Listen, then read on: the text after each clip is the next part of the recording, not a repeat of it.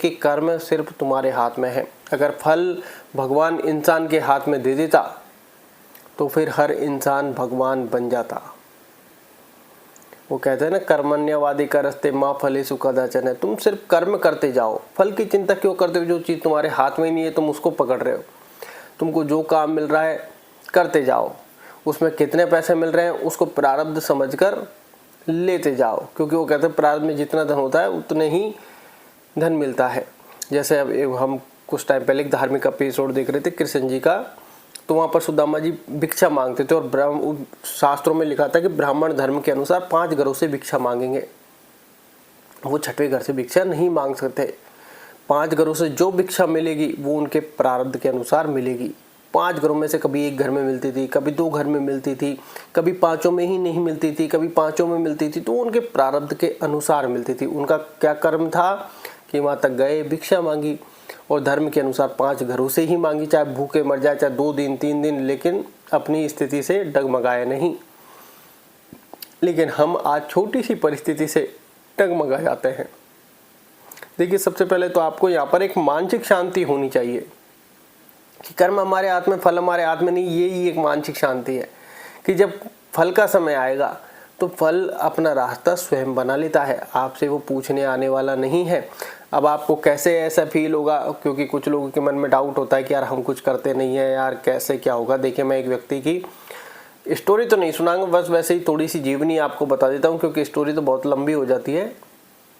कि वो व्यक्ति एक बंद कमरे में रहता था और कहीं ना कहीं उसको ऐसा लगता था कि यार फ्यूचर क्या होगा, ना कोई इंटेलिजेंट, शरीर में भी कहें कि एक तरीके के रोग थे उसके पास, कि मतलब बहुत चीज़ों से वो ग्रसित था, क्योंकि प्रारब्ध कर्म शरीर पर ज़्यादा इफेक्ट डालता है।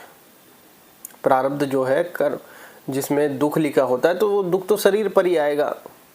चाहे आपके साथ एक्सीडेंट हो जाए, कोई और पैरालिसिस वाला मामला हो जाए, कोई बीमारी हो जाए, तो वो तो शरीर है, वो तो शरीर पर ही आएगी। और प्रारब्ध में जो हमारे सुख और दुख दिए गए हैं, अगर आज दुख ज़्यादा चल रहा है तो हो सकता है इसके आगे आपके लंबे टाइम तक अमीरी छिपी हो, इसमें कोई दो राय नहीं है, ऐसा लोगों के साथ हुआ है। तो अब वह व्यक्ति क्या करता था कि वो ये सोच कर परेशान था कि यार मैं करूँगा क्या जीवन में। भाई, ना तो शारीरिक बल, ना मानसिक बल, कभी जीवन में बाहर नहीं गया, ना कोई पैसे का सोर्स, ना दिमाग इतना बुद्धि काम करती, मतलब कुछ भी। उसको ऐसा लगता था कि मैं करूँगा क्या लाइफ में, 1 रुपया कमाने के लिए भी मेरी वर्थ ही नहीं है।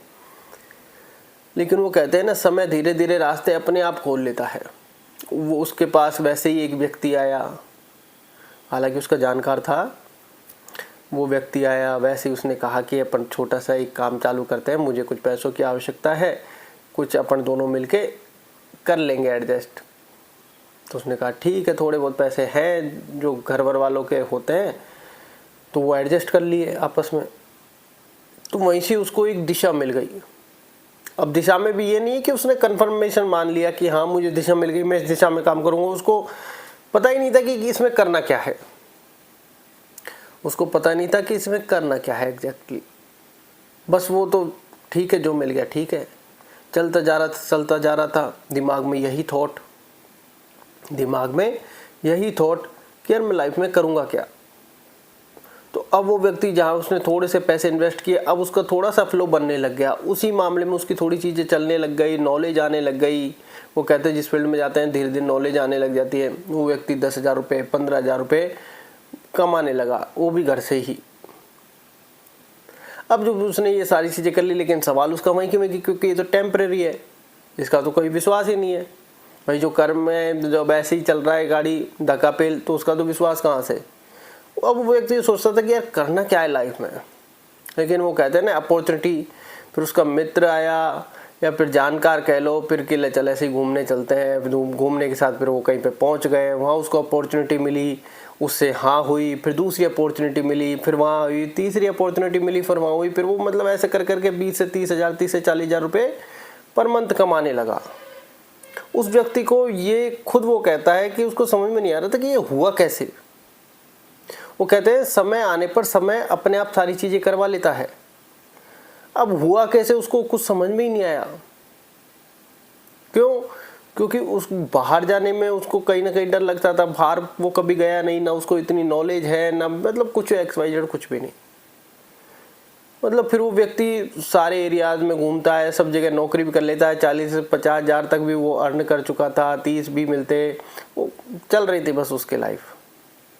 तो वो कहते हैं नसीब भाग्य आने से पहले जब कुछ नहीं था उसके पास, उसने पकड़ने का प्रयत्न भी नहीं किया, क्योंकि ज्ञान नहीं था तो पकड़ने का प्रयत्न कैसे करेगा। लेकिन व्यक्ति को जब ज्ञान आता है तो वो पकड़ने का प्रयत्न करता है कि मैं ही सब कुछ हूँ, बस वहीं पर वो मात खा जाता है। जब उसको लगता है मैं ही सब कुछ हूँ, बस वहीं अहंकार का जन्म हो जाता है और फिर चीज़ें उससे दूर जाने लगती हैं।